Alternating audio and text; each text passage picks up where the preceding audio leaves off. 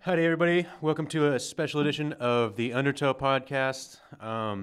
We have on Emmy Orioha. He's the president of the Pan-African Action Committee here on campus, and Cassidy, Wright. She's the secretary of Black Women United. Today, they came with it to talk to us about the impeachment hearing that was supposed to go on for Clegg that didn't end up working out because they didn't meet quorum. We're going to go over that whole timeline and kind of explain what that means in this kind of, like breaking edition. So thanks for listening. Hope you enjoy it. Okay, cool. So yeah, we're just going to do like 30, 45 minutes, real chill conversation. You guys are more in the loop from what I understand. Sawyer, you were down at the protest earlier today. I am pretty much out of the loop on like the whole thing. So I'm just here to kind of like hear what you guys have to say and give you the platform to go over what's been happening so that people can know. But first of all, could you guys introduce yourselves? I guess we'll just go around the table like so. Okay.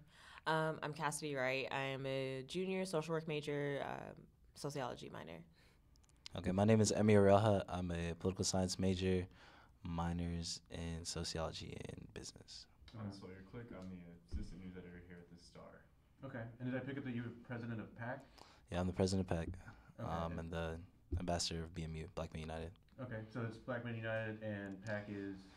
PAC is, the Pan-African Action Committee. Okay, I'm cool. sorry. I just want to make sure. Yeah, everybody knows. Oh, and then I'm the secretary for Black Women United, and then next year I will be the president for USAC, which is the Underrepresented Student Advisory Council. Okay, good deal.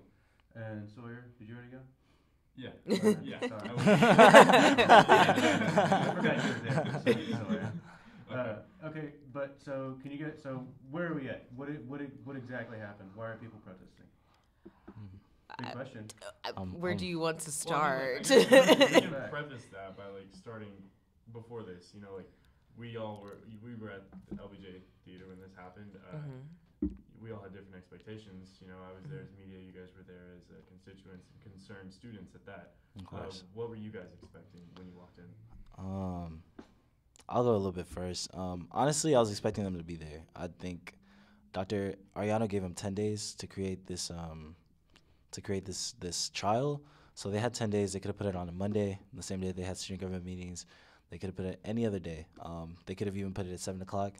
I know typically if you have a class on Monday, you don't have a class on Monday at 7, you probably won't have a class on Wednesday at 7. I understand some people work, but probably not 19 people, So they had plenty of opportunities to schedule that trial. And myself and like a few other students, I know Sabrina was there, I know Jay was there, I know, forgetting one last name, but I know like there's quite a few students who went up there and told senators that it was so important that they were there on Wednesday. When we went to the student government meeting on Monday, and then they didn't show up. And just to give all the context, so what happened is articles of impeachment were brought to Clegg. It was brought before the Supreme Court of the student government. Had to be brought up twice because the first time they didn't meet quorum either. Oh, really? Yeah. So did they, well, let's touch back on that. Yeah. Yeah. We unpacking a lot. I want to talk about that, the entire premise of not meeting quorum and what that implies about student government and how it functions and how it should function. Okay. So articles of impeachment were brought before the Supreme Court. The Supreme Court unanimously decided that he wasn't going to be impeached. Dr. Ariano, the advisor to student government in general, or just the Supreme Court? She's the dean of students. Dean of students. She had the right to. She was appealed by Alyssa Guerrero and Claudia Gasponi, who sponsored that. Yeah. They submitted an appeal to her, and she granted the appeal, which allowed for this joint session to be created between the House of Graduates and so this joint session was supposed to. It was another iteration of looking at the articles of impeachment to see if Clegg would be impeached. It necessarily wasn't even really looking at them. It was just basically to hold a vote. They were gonna redo the trial, so everyone was gonna be able to like have witnesses, give testimony, and things like that. But once again, they weren't there, so couldn't happen. But it was a trial. I want to make that like really clear. So last time was a hearing, so the Supreme Court got to decide whether that was grounds to impeach.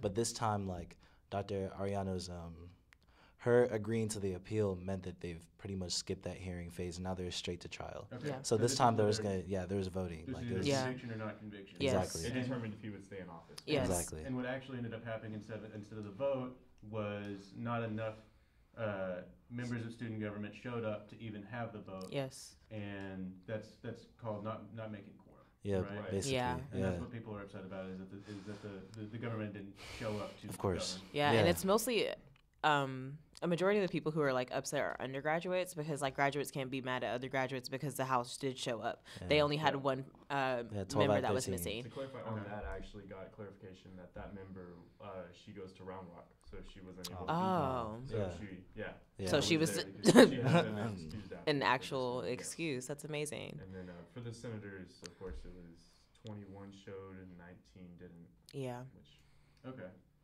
Yeah, that's a pretty big. Yeah. Have they done that before?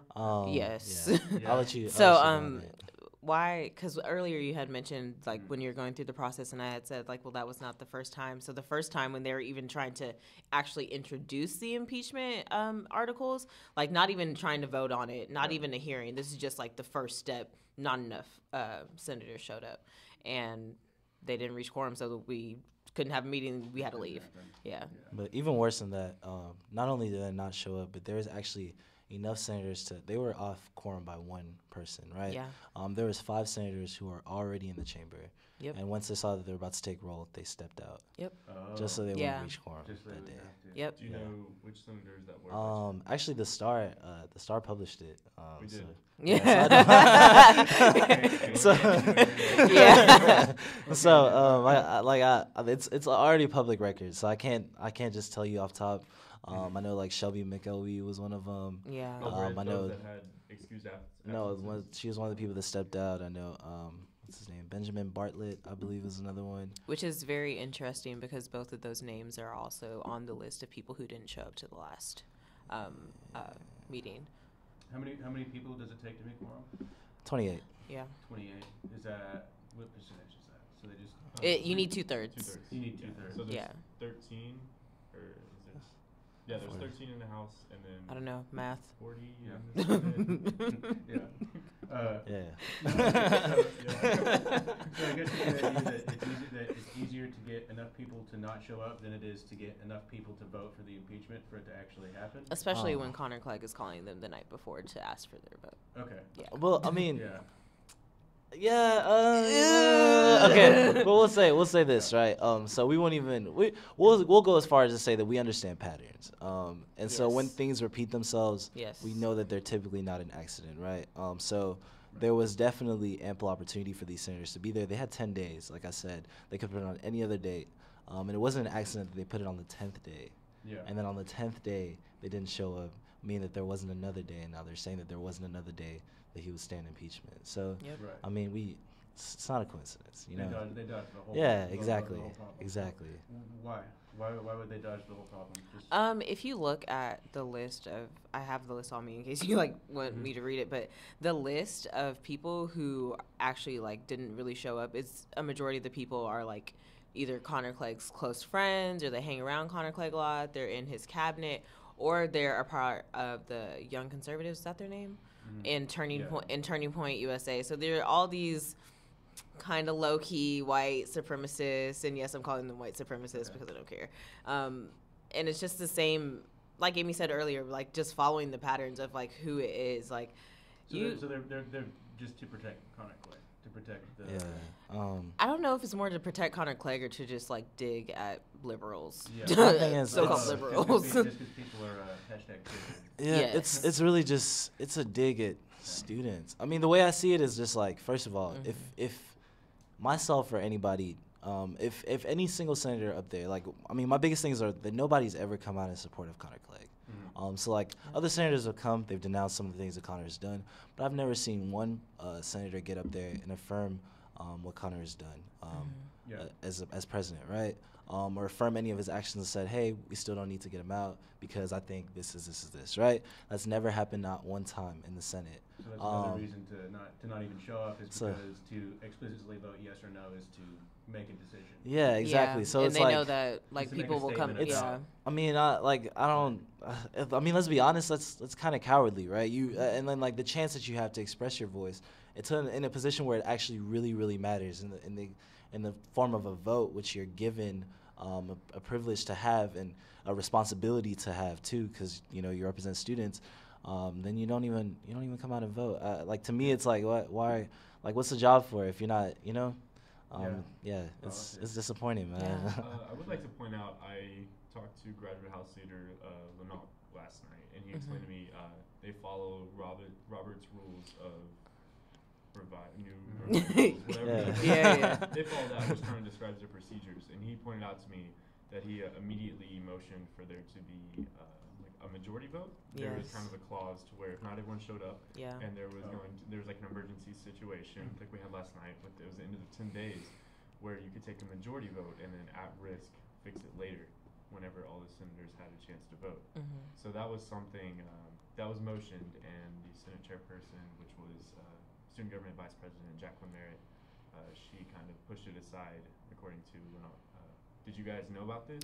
Yes, I did. I saw them because basically, like, after they ended the meeting, the whole room just kind of like erupted because it's like this is time number 2. Like everyone's angry. Like why are we having to do this again? But I saw because I'm really like. I'm really like hyper, like I have hyper visibility, so I notice everything. So like out of the corner of my eye, I just see all the grad students put their hands up and they're like, Robert's rules. I'm like, what are they talking about? So like I kind of stood over there for a second and was nosy and listened, and I heard what they were saying, and Jackie just pretty much said no. Right. Yeah, that was it. Well, it's worth noting too that all or at least a majority of the grad students stayed there for a majority of the time. Yep. Absolutely. Absolutely. And they made a statement saying that they were in support of you guys. So that's interesting because so the undergrad students were the ones who didn't show up. Yeah. So they don't want to make a referendum on Connor Clegg because they have to run again, maybe. Do you think that it's that political, or do you think it's more honestly, man, agenda driven? I don't think it. Like me, it's like. I can't think for anybody else, but my thought process is that, first of all, they don't really care about what students have come out and said. Like, I've talked to some of them personally. There's this idea that, like, there's, like, this is not representative of all these students. And I was saying, like, there's no silent majority when it comes to things like this, right? If students care, they're going to be there because it takes their time, resources, energy, things at the time they could be doing anything else. So the fact that you decide to be there is an expression of how much you care. So if other students cared so deeply about Connor Clegg remaining in office, I firmly believe in my mind that they would have come to express themselves there too. So it's like I think that first of all, it's kind of like showing students that everything you're doing doesn't really matter because we could just not show up. And then I think it's also to save Connor. Like she said, like quite a few of the senators are on his cabinet. And quite a few of them didn't show up, or they're like Connor's friends. And so by them not showing up, then Connor is never found to be impeachable. Right. Yeah. So that's something that like never gets on Connor's record, right? Right. And then which is what he wants to see, which I assume is also why he didn't resign, is because he doesn't want on his record that he held a position, had to resign from it or get impeached from it. And I think that's the problem with a lot of student government is just motivation. Everyone's motivation is different. That's why when you see the grad students showing up, and like only one person is missing, and that's because they go to Round Rock, but 19 people in the undergrad aren't showing up, it's motivation. And like a lot of the times what we do in our undergrad is just to build our resume once we get out of college. And I understand that, but when you're doing your job, you still have to take it seriously because you were elected by your peers, and that's something that you have to be held accountable for. And it's not just us holding them accountable, which we are supposed to do, but they have to hold themselves accountable within student government because we can't do all the work. Sure, I mean, and that's really the cornerstone of the idea of democracy is that people will represent when they've been elected to represent. Yeah. Right, and then so once we move forward past the adjournment of the session and where the sit-in initially began. Can we talk about how the sit-in was organized? Because, it was off the cuff. We didn't plan for this to happen. We had the best hopes, and it just came out kind of sideways. It was just like, what else are we supposed to do? Like, because as students, we still have careers ahead of us, because most of us, like, I don't graduate until a year and a half, and like most people, like a lot of the people who are there are freshmen, so like they're not going to be graduating for a long time. So obviously, like, we can't do anything too radical because we don't want to get ourselves in harm's way. We don't want to get arrested. So it's just like, let's have a sit-in. So you guys organized a sit-in? It was a couple people. But it was mostly Tafari. It was a group effort. I'll really say that. It was most definitely a group effort because I think at the time, because like that was our first question was like, first of all, like what are y'all asking us to do? Because we've taken every single route that y'all have told us, every single route that everybody has ever told us. This is a legislative process, so we went through it. And so we're saying at that point, like. We were just like, this calls for something like it's drastic times because we've done everything that we're supposed to do, and now you're telling us that he cannot be impeached anymore because of what just happened, which just transpired. And so students were saying like, like there's 3 weeks left of school. We've been asking for this. We've been talking about this since October before anything came out about Connor Clegg, and this is really the final straw of students being disrespected and their time and everything they stand for being disrespected enough. The students were like, we have to take a measure that we've never seen before. You can't do the same thing over and over, expect the same results. So how many people showed up for this sit-in? I think in the morning it was 42 people, but I think that was because we did a head count in the morning, and I think it was like 42. But I think there was like people who were like in the bathroom, so I think it was like around 45, 50. Okay. Yeah. What time did y'all meet in the morning? Oh, we didn't. We just stayed. We stayed like after, because. Like I said earlier, like everything just pretty much erupted. Like everyone was so angry we didn't know what to do. So it's just like a group of us like, we're gonna do a sit-in. Yeah.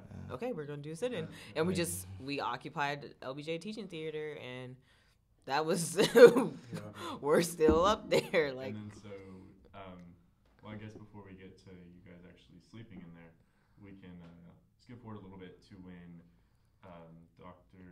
Smith and Dr. Ben and Jesse Silva came in. Yeah. And we can talk about the discussion you guys had with him and the dialogue that was opened to some extent, I feel, objectively, like that kind of helped us get where we were today by having administrators talk to students. What did you guys take from that, and what do you think it helped do with this process? Well, what happened and what was said? Because I don't know that. So I guess I can just like lay out the line of events that happened. So everyone was angry. We didn't know what we were going to do, so we decided we were going to have a sit-in. But at first, before that, we were like, let's go find Connor and like just ask him why he won't step down. We went to try and find Connor. He was gone. Like police walked him out of the building. Afterwards, we were like, okay, well, let's just go ask Brooklyn. She's going to be our next president. Maybe we can see if there's a plan of action that she can take or something like that, or if she'll actually publicly denounce Connor, because she hasn't done that. She's very silent. And she just started to cry, and that was that. So we were just like, we're gonna back off you. Like, you're not really answering any questions.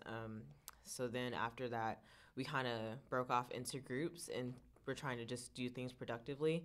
So someone was like, oh, Dr. Smith is still in the building. So they went and found Dr. Smith, and they went and talked to her, and they brought her down along with Dr. Ben and Jesse Silva, and that's when we had that little, I guess, forum, if you want to call it like that. Like a spontaneous forum kind of deal? Yeah, and then there were some senators in the back who were working on the attendance list and seeing how many absences people had, and there's some people on the list who have 3, and there's some people on the list who have 2, so they are supposed to be impeached. And then, so they were working on that in the back, and we were having the forum in the front, and that's pretty much where the dialogue started. So the forum was kind of hosted by Tafari loosely.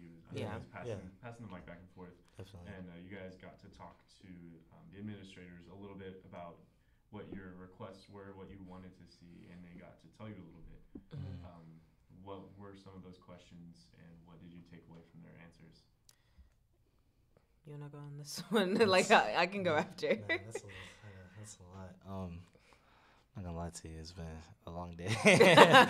Long day. 20 on hour, what now? I think we're on, I don't even know. Something. I think it's like 26. It's 8:16 now. So 8:16. So 27. Yeah, 27. So like tired. we got. I mean, we got some sleep, but I mean, honestly, it was students really just coming about a whole host of issues. So the Pan African Action Committee PAC, we got to like it was not just PAC, but it was really like Black students came in multitudes in October, and we presented a list of demands that at the time we had researched. We had found certain things that we identified could be better at this university. We researched, brought to a roundtable, and so the Student Government Roundtable in October. And ever since then, we've kind of championed those demands still, but we've also like, I know that other groups have also kind of tapered them to be more palatable, because at the end of the day, we want these to happen. So we're like, hey, we'll take off some of the things that we feel like are maybe a little bit much, just to see like the most prominent things happen. So yesterday, like, I know a lot of what students talk about was an immigration attorney, and they're talking about how we want a full-time immigration attorney here on campus. I think that's something that, like, to me, it makes perfect sense. And they keep saying this thing of, like, we can't hire an immigration attorney. We hire an attorney that specializes in immigration. But I was talking to Sawyer earlier, and I was like, isn't that exactly what an immigration attorney is? Like, you know, like, literally, like, has a lawyer base, but this is their specialty. Like, you know, like, because you can't say that an immigration attorney couldn't, for instance, like, read a lease and be like, oh, like, I think, you know, like, they have enough legal education knowledge to be able to do the simple basic tasks as well, but that's their specialty. So we're saying, like, essentially another dean of students, but another attorney, but just one that specializes in immigration, can help international students, help our undocumented students here on campus. So immigration attorney was a big one. Another one, obviously we talked about Clegg. We talked about how there needed to be direct action to denounce the actions of Clegg, because we've never gotten that from administrators, to denounce Clegg and the actions of his student government as well, just because, like, that's supposed to be a student channel, and we've done everything there. I know, we talked about a lot, but I'm kind of at a point where I've been in these administrative spaces a lot, so I know how these conversations are going to go, and I know that the mass majority is not going to hear what they want to hear, and that's just, like, the part that's really disheartening about it, because even, like, when you're looking at someone who looks like you, I always say, like, all skin folk and kinfolk, like, you can't expect them to do something just because, like, they're Black, and I understand that a lot more now, but it was kind of disheartening, because it was just like, this is the same thing, and, like, they give us advice, and I know it comes out of, like, a place of compassion, but it's just like, we've heard that before. Like, the one thing I can guarantee you that all administrators would say when it comes to student government is they will tell you to run for office. And we have had people run for office, but student government doesn't answer their emails. So there's people who have applied and have turned in their applications but have never heard anything back. And then all of a sudden people have won, and you're just like, okay, well, I take it I lost because I've never heard anything back. And they also, like, never got their interview process. And so a lot of the times it's just like, well, go to your student body president. I went to Clegg's office hours once, and he was not there. And I sat for an hour, and I was like, okay, never again. Like, I'm never trying this again, because what's the point? Like, and so when people start to, like, lack that hope and lack that motivation, it's really hard to just get everyone on board. So when it comes, it was nice that they came and they talked, and I appreciate it, but I'm kind of over it, because it's not the action that you wanted to see. No. I mean, and also understand, like, a lot of what we're asking for is communication.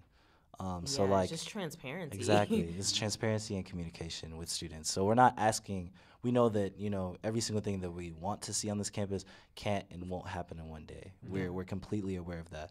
What we're saying, and much of what the conversation has been around, is provide us with a prospective timeline, an action plan, something where students can hold you guys accountable, and something where students can be involved in as well, right? Because we want to see that we can be an active part of what's going on and changing on this campus. I think it also is important to students, because it's kind of important that they also recognize the role that students play in these things, right? Like, Black Studies kind of rolled out, and it seems like it's all this, you know, this new, new initiative, but, like, Tafari Robertson started PAC, and one of the goals of PAC was to bring Black Studies onto this campus. So it's nothing new. He's been talking about this, been doing research about it since 2016, right?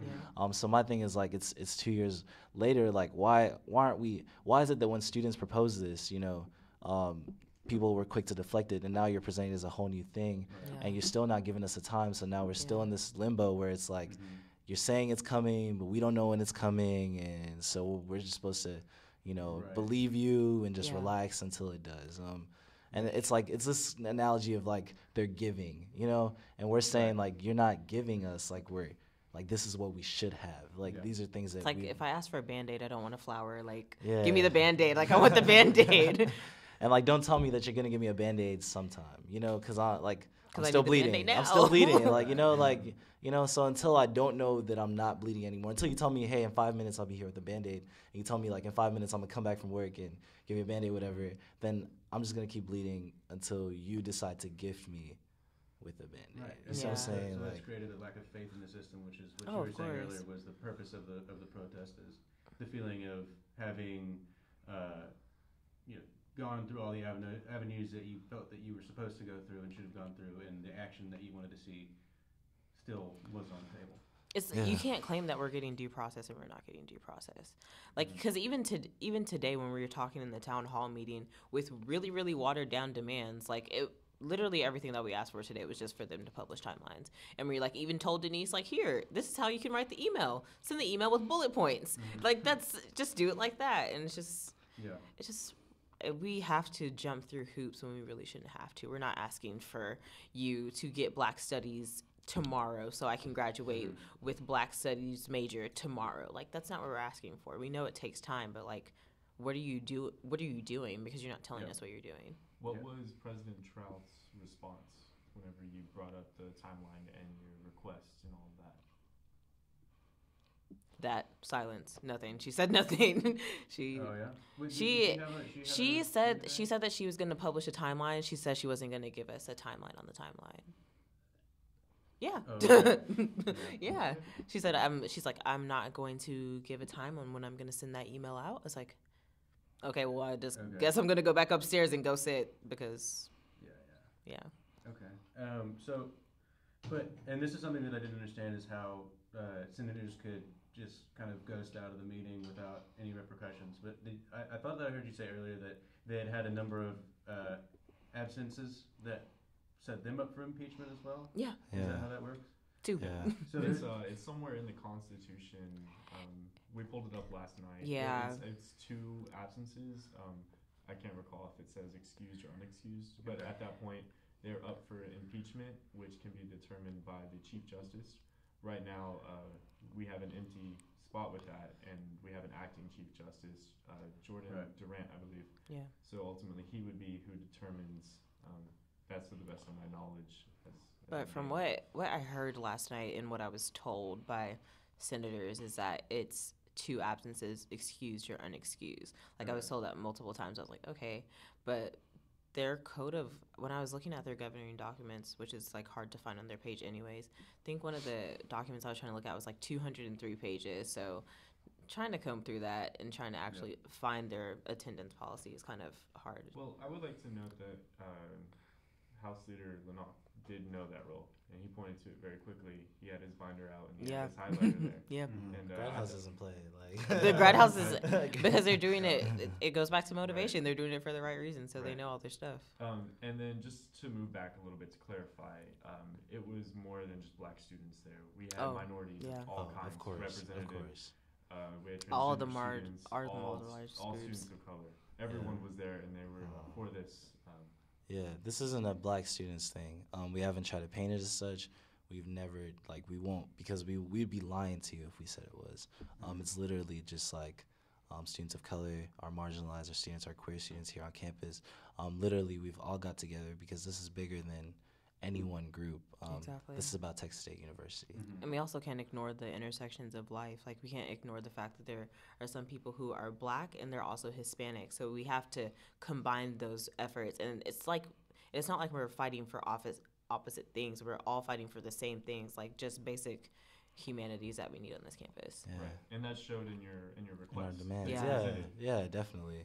So let's talk about how you guys wrote those requests and what the process was. I understand that you guys wrote them during the sit-in. Yeah. Wait, are you talking about the for the press release that was today? Yeah, also the press release, and then what you guys presented to Denise Trout at the town hall. Yeah, that was interesting. Yeah, so we wrote it during the sit-in because it's just like, a lot of the sit-in was like, okay, so what are we going to do next? What are we going to do next? Like, what we had to keep making sure that we were being productive in this space and we weren't just wasting it, that it wasn't just a sleepover, that we weren't just trying to, like, be disruptive and have fun, that we were actually, like, getting something out of it. So that's something that happened early this morning, was that list of taking the demands that we already had, that administration already has, that we've already given to them in hand, and then taking it again and then, like, trying to water it down, make it more palatable again, so they could take it, like, at this town hall meeting, and just, like, here we are again after who knows what time, and here are our demands again. Yeah. Right. And then to clarify, you guys did sleep in the LBJ teaching theater last night. Yep. And this morning, you guys were told you had to vacate that area so the class could be held, and you guys moved directly outside of it, and you guys occupied that space on the 4th floor of LBJ. Yeah. Still there. Yeah, still there. People still up Yeah, there's people still there most right now. definitely. We're gonna be there. Yeah. They want us to play the waiting game, so we'll play the waiting game. Okay. And we you can know, still get homework done. Like, yeah, we can still go to our we go to classes. class. Our GPAs, our GPAs will still be up. Like, we're studious. We're like, that hasn't changed. We're just saying that, you know, we're not gonna sit around anymore, the way that y'all want us to. So that's very intentional with us, and I think, I kind of forgot my train of thought, but I also think it's important because this isn't just us too. Like, we've got a lot of support from other universities, from students doing some other things at other universities have gone out and supported us. We've had people in the community reach out. Like, what we're asking for isn't just some students being. It's not radical. Yeah, We're not it's really asking not. for anything like, radical. We're not asking for anyone to, like. We're not asking for everyone to, like, dye their hair red, or, like, for them to put, like, water slides on Alkek to make it easier to go down or up. Like, I mean, yes we could. We could get escalators, but it's just, we're asking for you to publish a timeline, and you're giving us a time. You're not even giving us a timeline on the timeline. Like, it usually takes you about 45 minutes to write your very compassion lacking emails that you send out all the time. Like, why can't you just do this one thing so these students can go home? Right, but Dr. Smith said it last night that this is a process that takes more than one person.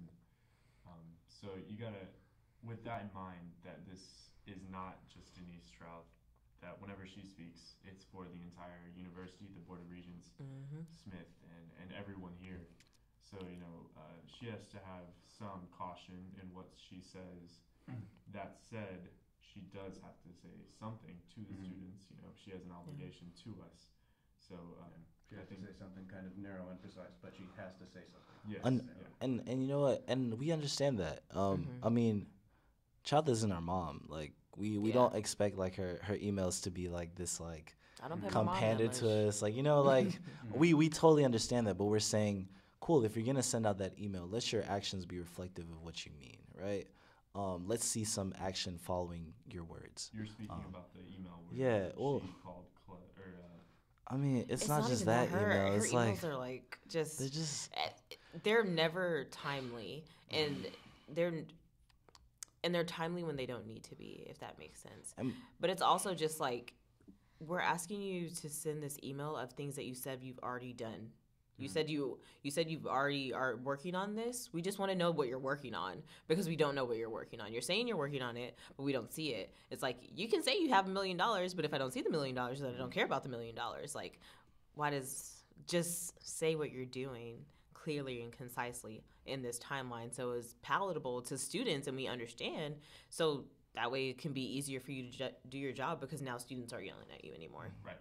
So could you summarize what you think needs to happen and what that goal would be in, like, 2 or 3 sentences, just to have a clear.